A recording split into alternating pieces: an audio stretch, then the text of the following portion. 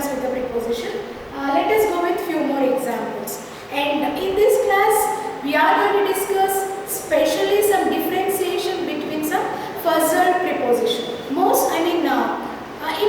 With a few prepositions, we have some confusions. So, in which situation, which prepositions can be used? Such confusions, let us discuss about that and let us clarify the doubts. Okay? First, I would like to go with under and below. In the last class also we discussed about above and over. So the difference between above and over. So in the same way, same rules can be applicable here also. What exactly we discussed in the last period, above and over. In the same way here, under and below, same rules. Let us see the first rule. So where exactly we use the preposition under. Under indicates it's nothing but what we can say that meaning will be same. Appropriately, almost same meaning can be used, but little slight changes can be seen here. Under can be used with vertically upward situation. For example, what we can say, the dog is under the table. So here also we can see the height vertically, that distance upwards. Okay, and then here vertically, what exactly we can see, downwards. Vertically downwards, but here horizontally downwards. Excuse me, this is vertically downwards,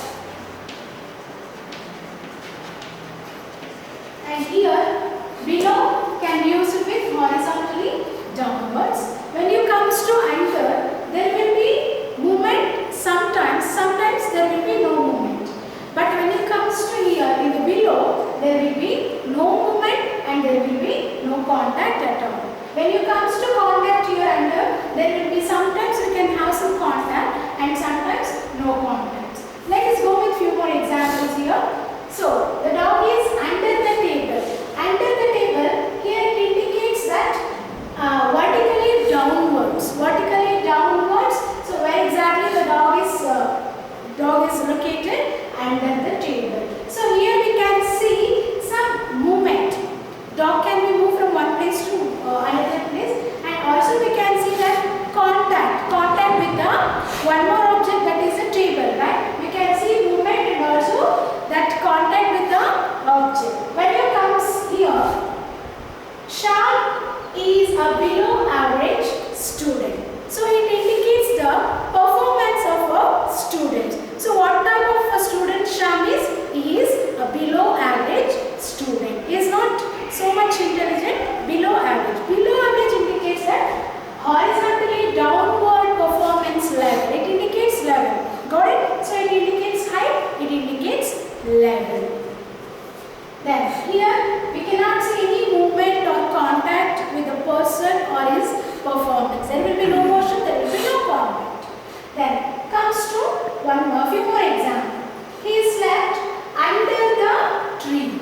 So here also we can see vertically downwards, difference between that tree and the floor. Height can be measured. So vertically downwards. Where exactly he slept? He slept under the tree. Then the sun sets below the horizon. The sun sets below the horizon. It indicates the level. So how exactly we can go with this example? Particularly this example means here what exactly we can see? Horizon. What do you mean by horizon? You all know that. What exactly we can say that horizon in Kannada? Diganta. So what do you mean by horizon means? So it's one of the particular point where earth and sky seems meeting each other. So you know that we can see when through the distance when we see that horizon, we just imagine that that earth and sky both are meeting each other. Just it seems, but actually no. So then we cannot see any movement or we cannot see any contact with the earth and the sky. Got it? So that is just what we can say, that is just it seems, but actually it does that's why in such situation we use below. So what exactly we can see here? The sun sets below the horizon. Got it? I think you got the point now.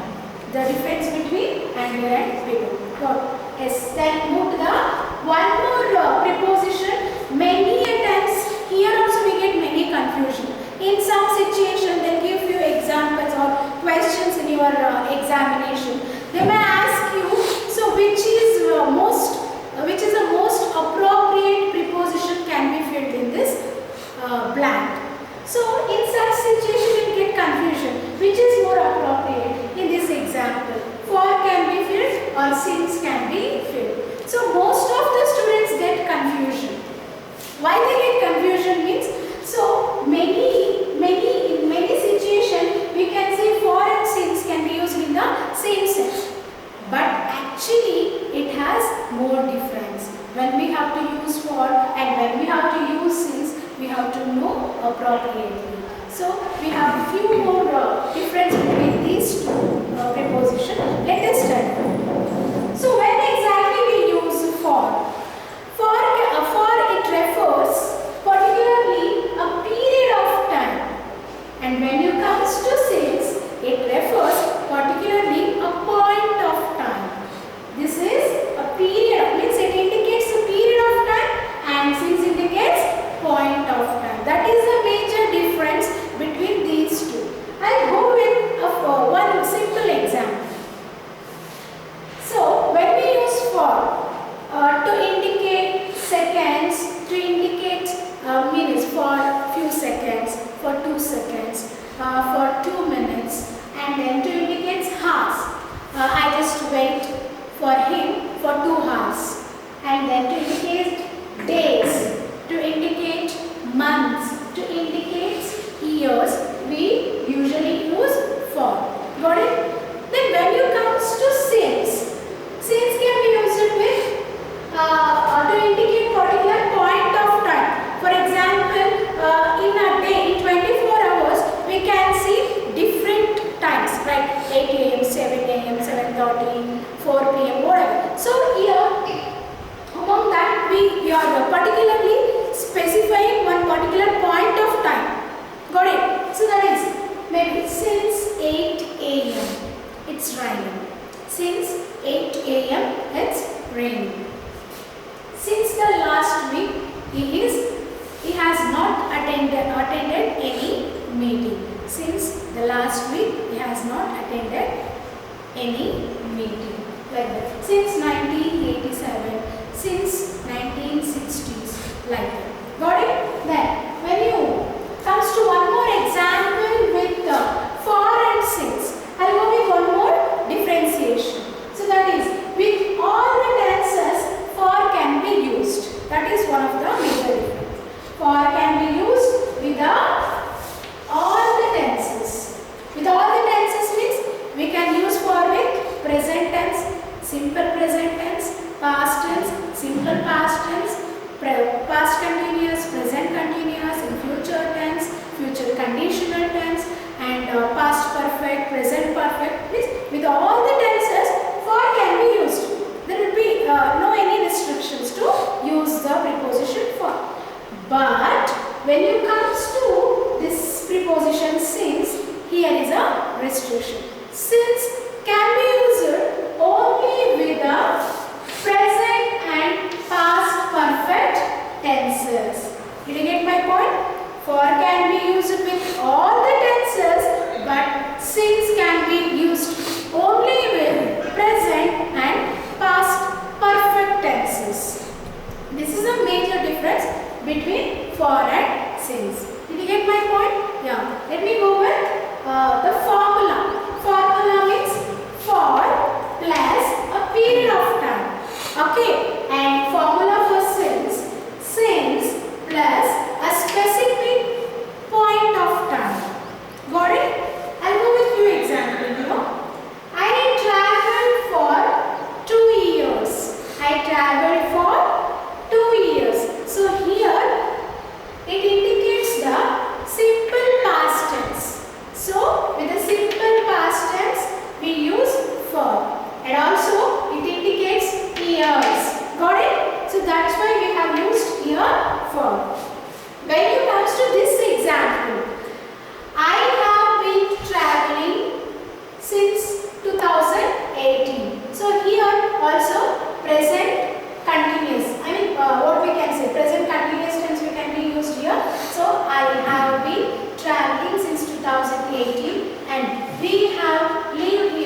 since 1989. Otherwise here we can use I have traveled. Instead of being traveling, we can go with I have traveled since 2018. Or we have lived here since 1989. So it indicates past perfect tense and it indicates present perfect tense. Got it? So we use only that since with only present perfect tense and past perfect tense. Got it? Okay. I hope you got the point. And let us move to one more preposition. Two more preposition, that is between and among. So when we use between and among, here also we get some confusions. As we all know that this is very simple. Between can be used with two things or two objects or persons. Right? For example, she sat between her husband and father. She sat between her husband and father. Got it? And one city that is located between a river and a building. Got it? So it indicates two things. Only two things.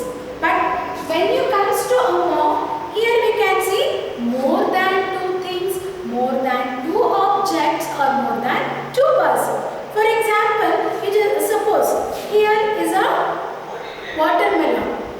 What we can say? Watermelon, it should be shared to all the students. So, how can we say that sentence? The teacher shared a watermelon among all the students.